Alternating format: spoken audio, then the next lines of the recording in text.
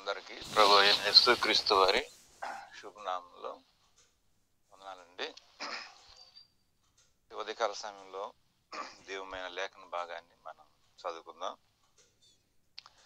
నిర్గమకాండం 2వ అధ్యాయము 23, 24, 25 వచనాలు చదువుతాం. అలాగున అనేక దినములు జరిగిన మీదట ఐగుప్తు రాజు చనిపోయెను. ఇశ్రాయేలీయులు తాము చేయుచున్న వెట్టి పనులను బట్టి నిట్టూర్పు విడుచుచు మొరపెట్టుచుండగా తమ వెట్టి పనులను బట్టి వారు పెట్టిన మొరలు దేవుని యొద్దకు చేరెను. కాగా దేవుడు వారి మూలుగులను విని అబ్రహాము, ఇస్సాకు, యాకోబులతో తాను చేసిన నిబంధనను జ్ఞాపకం చేసుకొనెను. దేవుడు ఇశ్రాయేలీయులను చూశాను, దేవుడు వారి యందు లక్ష్యముంచాను. దేవుడు ఈ దివ్యమైన లేఖన భాగం మన ఇనికిడిలో దీవించి ఆశీర్వదించును గాక. ఈ వాక్య భాగంలో మనం చిన్న మాట మనం జ్ఞాపకం చేసుకుందాం. సంవత్సరం ఆరంభంలోనే మనం దేవుడు దివ్యమైన సంగతులతో దేవుడు మనల్ని నింపి ఆయన మహిమ కొరకై మనల్ని ఆయన కొనసాగింపు చేయను గాక.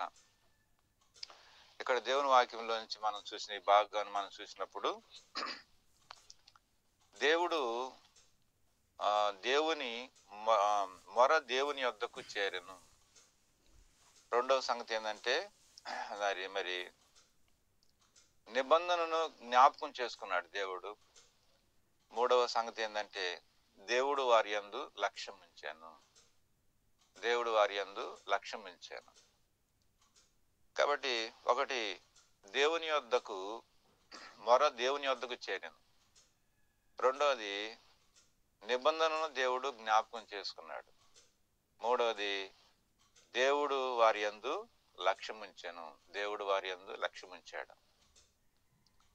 తర్వాత మనం ఈ వాక్య భాగంలో నుంచి మనం చూస్తే మరి మోషేను దేవుడు ఇశ్రాయేల్ ప్రజలను విడిపించడానికి దేవుడు పంపుతున్నప్పుడు దేవుడు మోషేకు 4 రకాలైనటువంటి అద్భుతమైనటువంటి శక్తి ప్రదర్శనలు అనగా అభయం, 4 రకాలైనటువంటి అభయాన్ని ఇచ్చి దేవుడు వారిని పంపుతున్నట్లుగా మనం గమనించవచ్చు అన్నమాట.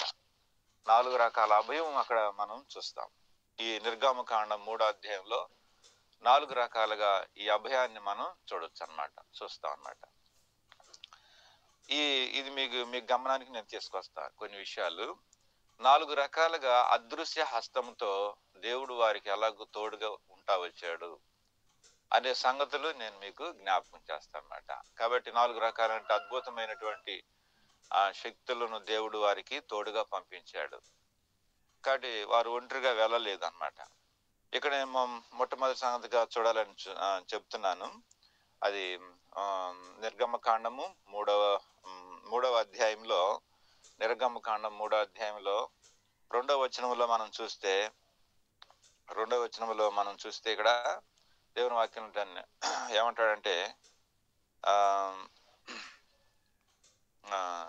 గమనం తీసుకుందాం. 12వ వచనం అండి. నిర్గమకాండం 3వ అధ్యాయం 12వ వచనంలో ఆయన నిశ్చయముగా నేను నీకు తోడై ఉండేదను, నేను నిన్ను పంపితననుటకు ఇది నీకు సూచన. నీవు ఆ ప్రజలను ఐగుప్తులో నుండి తోడుకొని వచ్చిన తర్వాత మీరు ఈ పర్వతం మీద దేవుణ్ణి సేవించదర. నేను దేవుని సేవించదను. ఇక్కడ మొట్టమొదటి అభయం ఏంటిది అని అంటే నేనే మీకు తోడుగా వస్తానని చెప్పాడు ప్రభు. ఎంత గొప్ప విషయం! ఈ సంవత్సరం ఆరంభం నుంచి దేవుడిని మనం తోడుగా ఉంచుకుంటే ఎంత ఆనందంగా ఉంటది, ఎంత సంతోషంగా ఉంటది. కాబట్టి నేనే మీకు తోడుగా వస్తానన్నాడు. అప్పటి వరకు వాళ్ళకు తోడు ఎవరున్నారు అంటే ఐగుప్తులో యోసేపు ఉన్నాడు, తర్వాత కొంతమంది ఫరోలు ఉన్నారు. అయితే వాళ్ళందరూ వెళ్ళిపోయారు, ఒకరి తర్వాత ఒకరు వెళ్ళిపోయారు. ఆ తర్వాత వాళ్ళకి తోడు లేకుండా పోయింది. అయితే ఇప్పుడు ప్రభు చెబుతున్నాడు, నేను మీకు తోడుగా వస్తున్నానని చెప్పాడు అన్నమాట. నేనే మీకు తోడుగా వస్తున్నానని చెప్పాడు అన్నమాట ప్రభు అన్నమాట. నేను నిశ్చయముగా అని అంటాడు ఇక్కడ. నేను నిశ్చయముగా నేను నీకు తోడై ఉండేదను. నేను నిశ్చయముగా నేను నీకు తోడై ఉండేదను. ఈ వాగ్దానం ఎంతమందికి వచ్చిందో కానీ చాలా అద్భుతమైన వాగ్దానం అండి. దేవుడు మనకు తోడుగా వస్తే చూడండి ఎలా ఉంటుందో ఒకసారి. ఆది కాండము 26 అధ్యాయంలో మనం చూస్తే, ఆది కాండం 26 అధ్యాయము 3వ వచనం అన్నమాట. ఆది కాండం 26:3 చదువుతున్నాను. ఈ దేశమందు పరవాసి ఉండము, నేను నీకు తోడై ఉండేదను, నిన్ను ఆశీర్వదించేదను. చూసావా, దేవుని ఆశీర్వాదము మనకి తోడై ఉంటది అన్నమాట. దేవుడు ఆశీర్వాదం ఉంటది అన్నమాట. దేవుడు మనకు తోడుగా ఉంటే ఇంకా ఏం జరిగిద్దంటే, అపోస్తలుల కార్యములు 7వ అధ్యాయము 9వ వచనం చదువుకుందాం. అపోస్తలుల కార్యములు 7వ అధ్యాయము 9వ వచనం చదువుకుంటే, చదవండి మీరు కూడా బైబిల్ తిప్పండి. 7వ అధ్యాయము 9వ వచనం చదువుతానమ్మా. 7వ అధ్యాయం 9వ వచనం చదువుకుందాము. ఆ గోత్రకర్తలు మత్సరపడి యోసేపును ఐగుప్తులోనికి పోవుటకు అమ్మివేశారు గాని దేవుడు అతనికి తోడై ఉండి అతని శ్రమలన్నిటిలో నుండి అతన్ని తప్పించి. చూసావా, దేవుడు తోడుగా ఉన్నాడు కాబట్టి యోసేపుకి ఎన్ని శ్రమలు వచ్చినా ఎన్ని కష్టాలు వచ్చినా గానీ దేవుడు ఏం చేశాడంట, తప్పించాను. అతని శ్రమలన్నిటిలోంచి దేవుడు తప్పించాను. దేవుడు తోడుగా వస్తే, దేవుడు తోడుంటే నీకు కలిగిన ప్రతి శ్రమలో నుంచి దేవుడు అభయం ఉంటది అనమాట. మనం దిగులు పడాల్సిన అవసరం లేదు, అధైర్యపడాల్సిన అవసరం లేదు. అన్ని అలానే వస్తాయి. అధైర్యపడేయి, దిగులు పడేయి, కృంగిపోయి వస్తుంటాయి అన్నమాట. భయపడాల్సిన అవసరం లేదు. దేవుడు నీకు తోడుగా ఉన్నాడా లేదా అనేది నీకు తెలుసు ఆల్రెడీ. దేవుడు నీకు తోడుగా ఉంటే నువ్వు ఏ విషయంలో అధైర్యపడవు, అంతే. ధైర్యంగా ఉంటావు, సంతోషంగా ఉంటావు అనేది ఇక్కడ మనకి జ్ఞాపకం చేస్తుంది అన్నమాట. తర్వాత ఇదే అధ్యాయం 14వ అధ్యాయం 27వ వచనం చదువుదాం. 14:27 వచనం చదువుతున్నాను. వారు వచ్చి సంఘమును సమకూర్చి దేవుడు తమకు తోడయ్యుండి చేసిన కార్యములన్నిటికన్నియు అన్యజనులు విశ్వసించుటయు ఆయన ద్వారా తెరిచిన సంగతియు వారికి వివరించరి అన్నమాట. ఇక్కడ అపోస్తలులు వాళ్ళు నూతనమైన సంఘాన్ని ఆవిర్భవించారు. అయితే దేవుడు వారికి తోడుగా ఉన్నాడు. నూతన సంఘం ఆవిర్భావం అయిన తర్వాత దేవుడు వారికి తోడై ఉండి వారికి దేవుడు ఏమేం చేస్తూ వచ్చాడో ఆయా విషయాలన్నీ కూడా వారికి పంచుకుంటూ వచ్చారు. సంఘంలో ఉన్న వారి వివరించారు. దేవుడు మనకు తోడుగా ఉన్నాడు కాబట్టి ఈ విషయాలన్నీ జరిగినాయి అని ధైర్యంతో వాళ్ళు చెప్తున్నారు ఇక్కడ అన్నమాట. ధైర్యంతో చెప్తున్నారు. కాబట్టి దేవుడు నీకు తోడై ఉంటే కొన్ని సంగతులు జరుగుతాయి. అవి ఇతరులతో నువ్వు పంచుకోవాలి. ఇతరులతోటి అవి చెప్పాలి నువ్వు. దేవుడు నీకు తోడై ఉండి ఆయన ఏం చేశాడు అన్నమాట. కొత్త సంవత్సరం వచ్చింది కదా, పోయిన సంవత్సరం ఇచ్చిన వాగ్దానం విషయంలో దేవుడు నీకు తోడుగా ఉండి ఏం చేశాడు అనేది ఇతరులతో నువ్వు పంచుకుంటున్నావా అనేది అది మనం చూడాలి అన్నమాట. ఎరగవలసినటువంటి వారంగా ఉంటున్నాం అన్నమాట. కాబట్టి దేవుడు నీకు తోడై ఉంటే నీకేం చేశాడో చెప్పాలి నువ్వు. అది ఇక్కడ వారు చెప్తూ వచ్చారన్నమాట. తర్వాత 15వ అధ్యాయము 4వ వచనంలో 4వ వచనం, వారు యెరూషలేముకు రాగా సంఘము వారును అపోస్తలును పెద్దలను వారిని చేర్చుకొని దేవుడు తమకు తోడై ఉండి చేసినవన్నీ వారు వివరించిరి. చూసావా, వారు దేవుడు తోడై ఉండి ఏమైతే చేస్తూ వచ్చాడో అవన్నీ వారికి తిరిగి వివరించినట్లుగా మనం చూస్తున్నామాట. తోడై ఉండి వివరించాడన్నమాట వాళ్ళకి. కాబట్టి దేవుడు మనకు తోడుగా ఉండటం వల్ల ఎంతో గొప్ప అద్భుతములు, ఆశ్చర్యమైన కార్యాలు జరుగుతాయి అన్నమాట, మన జీవితంలో జరుగుతాయి అన్నమాట. అదే అపోస్తల కార్యములు 10వ అధ్యాయము 38వ వచనం చూస్తే, అదే 38వ వచనం చదువుకుందాం. 38. అదేమనగా దేవుడు నజరేయుడైన యేసును పరిశుద్ధాత్మతోను శక్తితోను అభిషేకించినది. దేవుడు ఆయనకు తోడై ఉండిన గనుక ఆయన మేలు చేయొచ్చు అపవాది చేత పీడింపబడిన వారందరినీ కూడా స్వస్థపరచుచు సంచరించుచు వచ్చాను. చూసావా, అపవాది కొంతమందిని బంధకంలో పడేసింది. అయితే దేవుడు తనకు తోడుగా ఉన్నాడు కాబట్టి ఏం చేస్తా వచ్చాడంటే వారందరినీ ఆదరించాడు, వారందరినీ స్వస్థపరిచాడు, వారందరినీ బాగు చేశాడు. కాబట్టి దేవుడు నీకు తోడుగా ఉంటే నువ్వు చేయాల్సిన పని కూడా, నేను చేయాల్సిన పని కూడా అదే.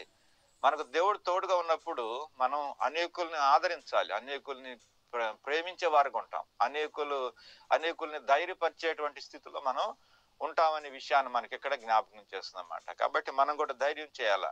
యేసు ప్రభు వారికి దేవునికి తోడుగా ఉన్నాడు ఆయన. వాళ్ళు అపోస్తులు ఎరిగారు ఆ సంగతిని. ఆయనకు దేవుడు తోడుగా ఉన్నాడు కాబట్టి దేవుడు అనేకులను, దయ్యాలు పట్టిన వారిని, ఆ రోగులను, ఆ అనేకమైన పరిస్థితుల్లో ఉన్నటువంటి వారందరినీ కూడా దేవుడు ఆయన స్వస్థపరిచాడు అనేటువంటి విషయాలు ఇక్కడ మనకి జ్ఞాపకం చేయబడుతున్నాయి అన్నమాట. అలాగే నేను దేవుడు తోడుగా ఉంటే గొప్ప కార్యాలు జరుగుతాయనే విషయాన్ని జ్ఞాపకం చేసుకోవాలి. రెండవదిగా ఇక్కడ రెండో విషయాన్ని జ్ఞాపకం చేస్తున్నాను. రెండో విషయం ఏమిటంటే రెండో విషయం నిర్గమకాండం 3వ అధ్యాయం 15వ వచనం ఉంటాయి. మరియు దేవుడు మోషేతో ఇట్లా, నేను మీ పితరుల దేవుడైన యెహోవా అనగా అబ్రహాము దేవుడు, ఇస్సాకు దేవుడు, యాకోబు దేవుడినైన యెహోవా మీ వద్దకు నన్ను పంపినని నీవు ఇశ్రాయేలులో చెప్పవలను. నిరంతరము నా నామం ఇదే, తరతరములు ఇది జ్ఞాపకార్థ నామము. రెండోదిగా రెండో అభయం మోషేకు, దైవజనుడైన మోషేకు ఏం అభిమిస్తున్నాడంటే, నా నామము నీకు తోడుగా ఉంటది అని అన్నాడు అన్నమాట. నా నామము తోడుగా ఉంటది అని చెప్పాడు అన్నమాట. ఇదే నా నామం, నా నామం ఇదే, తరతరములకు జ్ఞాపకార్థమైన నామం ఇది, తరతరాలకు ఉండే నామం ఇది, జ్ఞాపకార్థమైన నామాన్ని నా నామం నీ ఎంట వస్తుంది అని చెప్పేసి, నువ్వు ఎక్కడికి పోయినా నా పేరు చెప్పుకో, నా పేరు అది మ్రోగాల అది. కాబట్టి నా పేరులో ఉన్న అద్భుతాలు ఏంటో నువ్వు చూస్తావు, నేను ఎవరినో నీకు తెలిసిద్ది అని చెప్పేసి గొప్ప అభయాన్ని. రెండవదిగా నేను తోడుగా ఉంటాం కాదు, నా పేరు కూడా అన్నమాట. చాలా మంది అంటారు కదా, నా పేరు చెప్పండి అక్కడ అని అంటారు. నా పేరు చెప్పండి, నా పేరు, ఆడ పేరు చెబితే ఏం జరగదు. అక్కడ ఏం జరిగింది? దేవుని కటాక్షం లేకపోతే వాళ్ళ పేరు చెబితే అయింది అక్కడ కష్టం. అది చాలా సార్లు వాళ్ళు నా పేరు చెప్పండి అని చెప్పేసి అని అంటారు. దేవుని కటాక్షం కావాలి ఏదైనా కానీ జరగాలంటే. తర్వాత 1 యోహాను చూడండి, ఆయన నామంలో ఏముంది? 1 యోహాను 2వ అధ్యాయము 12వ వచనం చదువుతా. చిన్నపిల్లలారా, ఆయన నామమును బట్టి మీరు పాపములు క్షమించబడి ఉన్నవి గనుక మీకు రాయిచున్నాను అంటాడు. కాబట్టి యోహాను భక్తుడు ఇక్కడ ఏమంటాడంటే, ఏర్పరచబడినటువంటి దేవుని బిడ్డలతోటి సంభాషిస్తూ, నా చిన్నపిల్లలారా,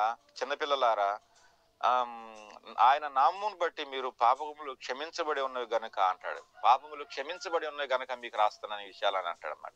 కాబట్టి దేవుని నామము మనల్ని ఏం చేసిద్దంటే క్షమించే నామం. తర్వాత హెబ్రీ 6:10 చూడండి, ప్రేమించే నామం అది. తర్వాత అపోస్తల కార్యములు 10వ అధ్యాయము 38వ వచనంలో చూస్తే, రోమిల్ రాసిన పత్రిక 10వ అధ్యాయము 13వ వచనంలో చూస్తే, ప్రార్థన చేస్తే వినగలిగే నామం అది. ప్రార్థిస్తే వినగలిగే నామం అది అన్నమాట. ఆయన నామంలోనే ప్రార్థన చేయాలి. తర్వాత ఆకాశం కింద భూమి పైన మనుషుల్లో ఇవ్వబడిన మరి ఏ నామమున పాప క్షమాపణ లేదు. ఈ నామంలోనే ప్రతి ఒక్కడు కూడా ఏం పొందాలి? పాప క్షమాపణ పొందాలి అని నియమింపబడింది. అది నియమింపబడింది. చాలా మంది ఏసెవరు అంటే ఏసెవరో తెలుసుకోవాలా. చాలా మంది ఏసెవరు, నిన్న పుట్టినోడు కదా, మొన్న పుట్టినోడు కదా, చరిత్ర అంతా ఆయన ఎంత ఇదంతా లెక్కలు కడతారన్నమాట. ఆయన గురించి తెలుసుకో ఏమి అజ్ఞానంగా మాట్లాడతారన్నమాట. ఆయన నామము, ఆయన ఎప్పుడున్నాడు, ఎక్కడున్నాడు, అసలు భూమికి ఉనికే లేనప్పుడు, భూమికి పునాదులే లేనప్పుడు నేను ఉన్నానని చెప్పేసి ప్రభు చెబుతుంటే, కాబట్టి చాలా మంది తెలుసుకోకుండా అజ్ఞానంతో మాట్లాడే మాటలు ఉంటాయి కొన్ని. కాబట్టి ఆయన నామం చాలా గొప్పదైనటువంటి నామం అండి అన్నమాట. ఇక మూడోదిగా చూస్తే చదువుతాను. మూడో అభయాన్ని 20వ వచనం చదువుదాం. నిర్గమకాండం 3వ అధ్యాయము 20వ వచనం చదువుకుందాం. కానీ నేను నా చేయి చాపి ఐగుప్తి మధ్యను నేను చేయదలసి ఉన్న నా అద్భుతములన్నిటినీ చూపి దానిని పాడు చేసేదను. తరువాత అతడు మిమ్మను పంపివేయును. ఇది మూడవది. నేను నా చెయ్యి చాపి అని అంటాడు అనమాట. మూడవది ఏంటంటే ఆయన చెయ్యి, దేవుని హస్తం అనమాట. దేవుడు ఆయన చెయ్యి చాపితే చాలా అద్భుతంగా ఉంటుందండి. అద్భుతాలు జరుగుతాయి, ఆశ్చర్యమైన కార్యాలు జరుగుతాయి అన్నమాట. విలువైన సంగతులు అక్కడ చాలా జరిగేగా ఉంటాయి అన్నమాట. విలువైన సంగతులు జరుగుతాయి అన్నమాట. ఇక్కడ దేవుని వాక్యంలోంచి ప్రభు ఆయన చెయ్యి ఎందుకు చాపుతాడు అని అంటే, ఎందుకు చాపుతాడంటే దేవుడు విషయంలో మనం కొన్ని విషయాలు నమ్మాలి, ఆయన్ని అర్థం చేసుకోవాలి, ఆయన యొక్క గొప్పతనాన్ని ఎరగాలి, ఆయన మహత్యం ఏమైందో మనం తెలుసుకోవాల్సిన వారంగా ఉంటున్నాం అన్నమాట. అందుకని కొన్ని వాక్యాలు మనం చదివితే మనకి అర్థమవుతుంది. కీర్తనలు 139లో మనం చూస్తే ఒక వాక్యం జ్ఞాపకం చేసుకుందాము.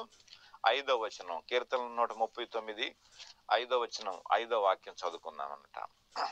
కీర్తనలు 139 అండి, 5వ వచనం. వెనుకను ముందును నీవు నన్ను ఆవరించి ఉన్నావు, నీ చెయ్యి నా మీద ఉంచి ఉన్నావు అంటాడు దావీదు. ఉంచి ఉన్నావు. పైన చూస్తే నా మనస్సును గ్రహించున్నావు, నా పడకను నా నడకను నా చర్యలను నీవు తెలుసుకుని ఉన్నావు, మాట నా నాలుకకు రాకమునిపే నీకు తెలిసి ఉన్నది అని అంటాడు. అంటే చూసావా ఆయన హస్తము ఎలాంటి గొప్పదో ఉందో అన్నమాట. అంటే దావీదు ఈ మాటలు అంటే నా మనసుకు రాకమునిపే, నా పడక నా నడక నా చర్యలు నా నాలుకకు మాట రాకమునిపే అని అంటున్నాడంటే ఆయన హస్తం నా మీద ఉంచున్నాడు, అందుకనే నేను ఇంత జాగ్రత్తగా ఉన్నాను అనే మాట అన్నమాట. ఇంత జాగ్రత్తగా ఉండగలిగానంటే నాది కాదు అది, ఆయన చెయ్యి నా మీద పెట్టాడు. ఆయన చెయ్యి నా మీద ఉంది కాబట్టి నేను ఇంత జాగ్రత్తగా ఉండగలుగుతూ వచ్చానమాట. కాబట్టి ఆయన చెయ్యి కనుక మన మీద ఉంటే ఎంత జాగ్రత్తలో ఉంటామో, ఎంత భద్రత కింద ఉంటామనే విషయం అనమాట. ఇశ్రాయేలు ప్రజలు వాళ్ళు వెళ్తున్నప్పుడు నిజంగా తర్వాత ప్రభు అంటాడు, తర్వాత గద్దరక్కల మీద నేను మిమ్మల్ని మోసాను అంటాడు. ఒక చంటి బిడ్డను సంకలో పెట్టుకొని అట్లా ఆదరించి ప్రేమిస్తూ ముద్దు పెట్టుకుంటూ నడిపిస్తాడో నేను మిమ్మల్ని అలా నడిపించాను అంటాడు. తర్వాత ద్వితోపదేశ కాండంలో మనం చదివితే అర్థమవుతుంది తర్వాత విషయాల్లో అన్నమాట. అలా నడిపించాను మిమ్మల్ని అంటాడు అన్నమాట. కాబట్టి మూడవది ఆయన అభయహస్తం ఏంటంటే హస్తాన్ని పంపించాడు, చెయ్యి ఉంది ఆయనకి. ఇశ్రాయేల్ మీద ఆయన చెయ్యి ఉంది అన్నమాట. ఈ సంవత్సరం అంతా దేవుడు తన చెయ్యి పెట్టి నిన్ను దీవించాల. ఎక్కడ దీవించబడలేకపోయావో, ఎక్కడ నువ్వు భద్రంగా ఉండలేకపోయావో, ఎక్కడ నువ్వు వెనకం చేసావో ఆయన చెయ్యి నిన్ను తోడుకొని వెళ్ళాలన్నమాట. ఈ సంవత్సరం అంతా కూడా దేవుడు నీకు అట్ట అభయాన్ని దేవుడు నీకు దయచేయని కాకనమాట. కాబట్టి మరి దేవుని హస్తము అలాగ మనల్ని అంత ధైర్యంతో ధైర్యపరిచి తీసుకెళ్లేదిగా ఉంటది అన్నమాట. అంతేకాదు కీర్తనలు 45 4వ వచనంలో ఒక వాక్యం చదువుకుందాము. కీర్తనలు 45 45వ వచనము 4వ వచనం చదువుతాను అనమాట. 45 4లో 4వ వచనం చదువుతా అనమాట. సత్యము వినయముతో కూడిన నీతిని స్థాపించుటకును, నీ ప్రభావం ధరించుకొని వాహనమెక్కి బయలుదేరుదును. కీర్తనలు 45 4వ వచనం. బయలుదేరును, నీ దక్షిణ హస్తము భీకరమైన వాటిని జరిగించుటకును నీకు నేర్పును అనమాట. నీకు నేర్పును. ఆయన హస్తం ఏం చేసేదంటే నేర్పించేది. ఏం చేయటానికి? భీకరమైన కార్యాలు జరిగించటానికి, గొప్ప కార్యాలు జరిగించటానికి నీకు నేర్పించే హస్తం అది అనమాట. ఆయన హస్తంతో నేర్పిస్తాడు అనమాట.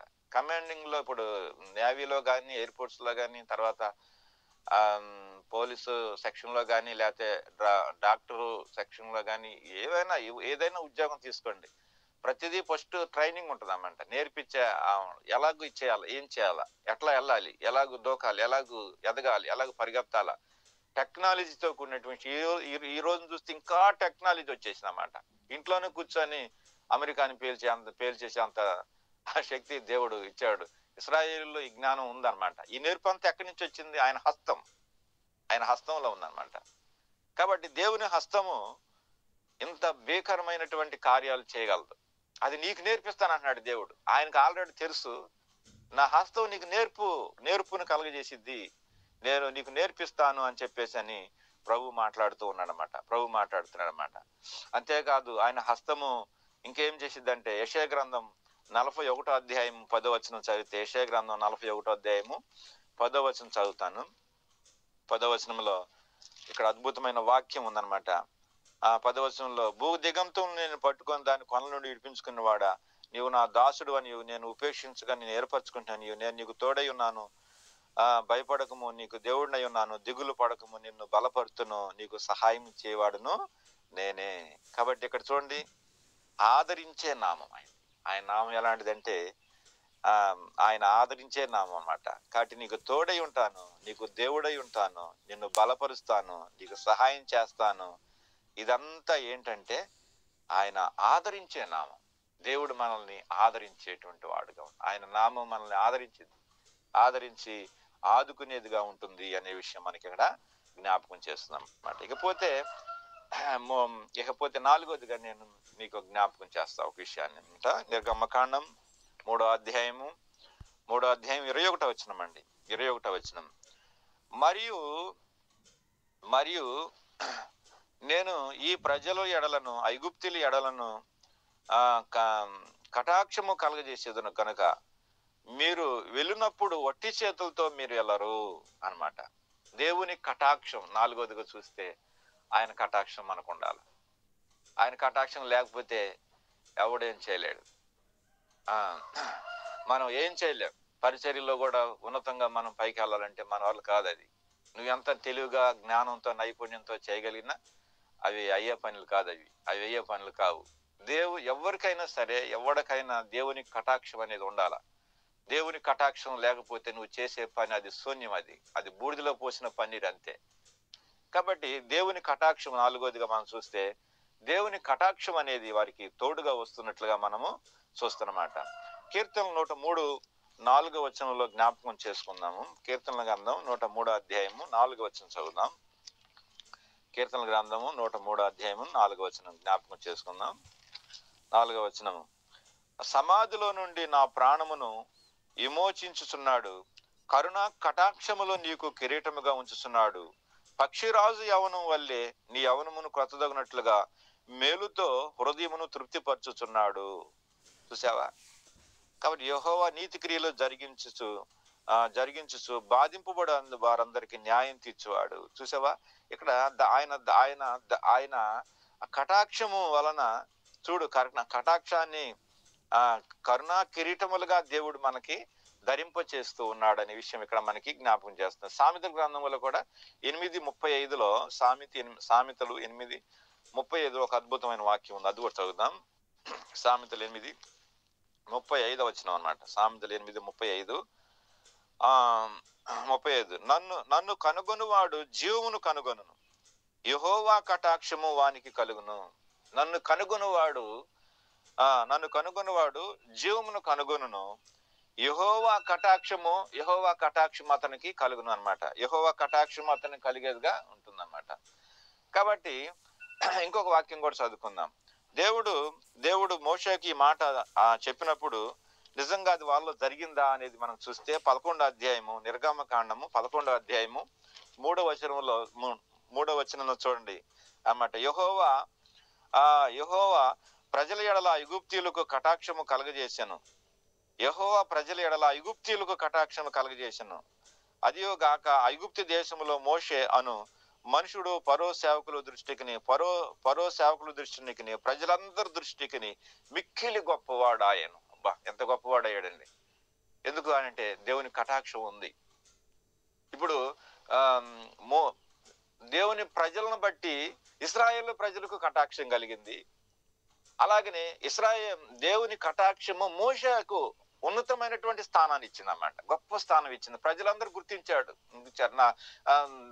దేవుని సేవకుడైన మోషేకు అందరూ భయపడ్డారు. అక్కడ ఫరో భయపడ్డాడు, ఫరో సేవకులు భయపడ్డారు, ఫరో ప్రజలు భయపడ్డారు.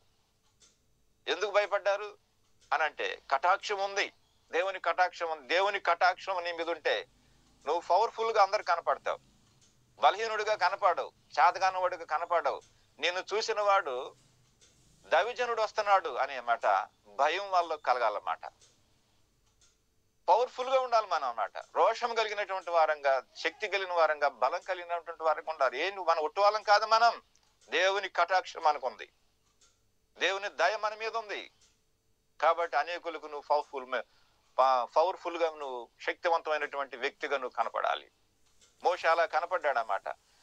తర్వాత అదే మళ్ళీ 12వ అధ్యాయం 36 వచనం చూడండి. అక్కడ నిర్గమకాండం 12:36లో మనం చూస్తే, 12:36లో మనం గనక చూస్తే, యెహోవా ప్రజల ఎడల ఐగుప్తీయులకు కటాక్షము కలగజేసెను కనుక వారు వారికి కావలసినవన్నీ ఇచ్చిరి, అట్లు వారు ఐగుప్తీయులను దోచుకొనిరి. దేవుడు ముందే చెప్పాడు ఈ మాట. నా కటాక్షం మీకు ఉంటది కాబట్టి ఐగుప్తీయులు వాళ్ళు సొంతంగా మీకు ఏమేమి కావాలో అవన్నీ ఇస్తారు అని చెప్పేసి దేవుడు ముందుగానే చెప్పాడు. అంతేకాదు, వాళ్ళు ఇచ్చినటువంటి వాటన్నిటిని మీకును మీ పిల్లలకు మీరు ధరింపచేసి వాటిని ఎంతో సంతోష ఆనందాలతో మీరు బయటకు వస్తారని చెప్పేసి అని అన్నాడు. విముక్తి అన్నమాట. దేవుడు ఒక మనిషికి తోడై ఉంటే, ఆయన కటాక్షం తోడై ఉంటే ఎంత సమృద్ధి ఉంటుందో, ఎంత ఆనందం ఉంటుందో మనం చెప్పలేము, అది వర్ణించలేము అసలు అన్నమాట. అంత గొప్పగా దేవుడు మనల్ని ఆదరించేవాడుగా ఉంటాడు అనేటువంటి విషయము జ్ఞాపకం చేయబడుతుందన్నమాట. మనం ఏదో గొప్ప వాళ్ళని కాదు కదండి. అది కటాక్షం అనేది అది ఎవరి మీదకి వచ్చిందో అది వాళ్ళ మీదకే వచ్చింది. రూతు గ్రంథంలో కూడా రూతు మీదకి దేవుని కటాక్షం వచ్చింది. మనం కనుక చూస్తే మరి రూతు మీదకి అన్నమాట. 2వ అధ్యాయం 10వ వచనంలో మనం చదివితే, రూతు గ్రంథం 2వ అధ్యాయం 10వ వచనంలో అందుకు ఆమె సాగేలు పడి తల వంచుకొని, ఏమి తెలిసి పరదేశినైన నా యందు లక్ష్యముంచినట్లు నీకు కటాక్షం కలిగినో అని చెప్పమనగా, బోయజు నీ పెనిమిటి మరణమైన తర్వాత నీ అత్తకు చేసిందంతయు నాకు తెలియబడినని చెప్పేసి అన్నాడు. ఆయన చెప్పిన ఆన్సర్ ఏదో కానీ మనకు తెలియదు, కానీ అంత పెద్ద మనకు అర్థం తెలియదు, కానీ ఏదో మర్మంతో మాట్లాడాడు బోయజు. అయితే ఒకటి మాత్రం సత్యం అక్కడ ఏంటంటే, ఆమె అన్యురాలు, దేవుడిని ఎరగదు, దేవుని ప్రజల్ని ఎరగదు, దేవుడు గురించినటువంటి సత్యం కూడా అంతగా పాపం అవగాహన లేదు. తర్వాత ఆమె అవన్నీ వాళ్ళ దేవుళ్ళను, వాళ్ళ ప్రజలను, వారి యొక్క సంప్రదాయాలను, వారి పద్ధతులన్నిటిని వదులుకొని రూతు యొక్క సాక్ష్యాన్ని బట్టి, ఆ యొక్క నయోమి యొక్క సాక్ష్యాన్ని బట్టి ఆమె బయటకు రాగలిగి దేవునితో, దేవుని ప్రజలతో, దేవుని ప్రజలు ఉండే స్థలంలో ఉండటానికి, దేవునితో అక్కడే మరణించడానికి ఆమె ఇష్టపడుతూ వచ్చిందన్నమాట. ఈ తీర్మానం దేవునికి ఎంతగానో నచ్చింది. అది బోయజ్కి ఎంత మట్టికి నచ్చిందో మనకైతే అర్థం కాదు, కానీ ఎంత మట్టికి అర్థమైందో రూతు అర్థం కాదు, కానీ దేవుడికి బాగా అర్థమైంది. అందుకని కటాక్షం ఆమె మీదకి వచ్చేటట్లుగా దేవుడు చేశాడన్నమాట. కటాక్షం వచ్చిందన్నమాట. అలాగనే ఎస్తేరు గ్రంథంలో కూడా, ఎస్తేరు విషయంలో కూడా అన్నమాట, ఎంతో మంది అందగత్తులు తయారయ్యారు రాజుగారి దగ్గరికి వెళ్ళటానికి. అయితే దేవుని కటాక్షం ఎవరి మీద ఉందంటే ఎస్తేరు మీద ఉంది. ఆమె దీనురాలు, తల్లిదండ్రులు పోగొట్టుకుంది, ఎవరు లేరు, నా అంటే ఎవరు లేరు. దేశం కాని దేశం, రాజు కాని రాజు, ప్రజలు కాని ప్రజలు, ప్రాంతం కాని ప్రాంతం, అక్కడ నిజంగా అంగీకరించడానికి ఏం లేదు. ఆ అమ్మాయికి ఏ రికమెండేషన్ చల్లదు అక్కడ, కానీ దేవుడు అంగీకరించాడు. అది కటాక్షం అంటే. దేవుని కటాక్షం మన మీద ఉండేటట్లు మనం బ్రతకాలి అన్నమాట. మనం జీవించగలుగుతూ రావాలి. అప్పుడే దేవుడు మనకి అద్భుతాలు మన విషయాల్లో జరిగించేవాడుగా ఉంటాడని దేవుని వాక్యం చూస్తామన్నమాట. ఆదికాండంలో చూస్తే ఒక సందర్భం అయితే 30వ అధ్యాయం 7వ వచనం చూస్తాడు. లాబాను అంటాడు, లాబాను ఏమంటాడంటే, నీ దేవుని కటాక్షము నా మీద ఉండకబట్టే నేను అంత గొప్పవాడిని అయ్యాను, నువ్వు వచ్చిన కాడి నుంచి నాకు బాగా కలిసి వచ్చింది, ఇది నేను శకునం చూసి కనుక్కున్నాను అంటాడు. శకునం చూసి కనుక్కున్నాను అంటే లాబాను. కానీ అదే ఆదికాండం 31వ అధ్యాయంలో మళ్ళా యాకోబు మాట్లాడతాడు. భార్యలందరం దగ్గర పెట్టుకొని ఏమంటాడంటే, నీ తండ్రి కటాక్షం నిన్న మొన్న ఉన్నట్టు నా మీద లేదు, ఎక్కడుంటే నాకేదో అపాయం సంభవించేటట్టు ఉంది, దయచేసి నేను ఎక్కడి నుంచి వెళ్ళిపోతాను, మీరు నాతో కూడా కలిసి వస్తారని అడుగుతున్నారు. ఏదో పరాయి భార్యలు అయినట్టుగా తన సొంత భార్యలను బతిలాడుకుంటున్నాడు. నేను వెళ్ళిపోవాలనుకుంటున్నాను, నా తండ్రి దేవుడు నాకు తోడై ఉన్నాడు, పలానా సాటికి వెళ్ళి నేను మందిరం కట్టుకోవాలి, నేను ఇక్కడి నుంచి వెళ్తాను, మీరు నాతో కూడా వస్తారా అని బతిలాడుకుంటున్నాడు. ఎందుకనంటే మీ నాన్న కటాక్షం నా మీద నుంచి తొలగిపోయింది అంటాడు. 31వ అధ్యాయం 5వ వచనం చదివితే, మీ తండ్రి కటాక్షము నిన్న మొన్న నా మీద ఉండినట్లు ఇప్పుడు నా మీద ఉండలేదు, నాకు కనపడుతుంది. అయితే నా తండ్రి యొక్క దేవుడు నాకు తోడై ఉన్నాడు, బతిలాడుకుంటున్నాడు పాపం. కాబట్టి మనుషుల కటాక్షం అంత మట్టికి కొద్ది రోజుల మట్టికి అంతే. ఒకవేళ మనుషుల మీద ఆధారపడ్డాయేమో అది తొలగించేసుకో. దేవుడి కటాక్షం నీకు తోడుగా ఉంటుంది ఈ సంవత్సరం అంతా. దేవుడు నిన్ను దీవించును గాక. ప్రైజ్ లార్డ్ అందరికీ.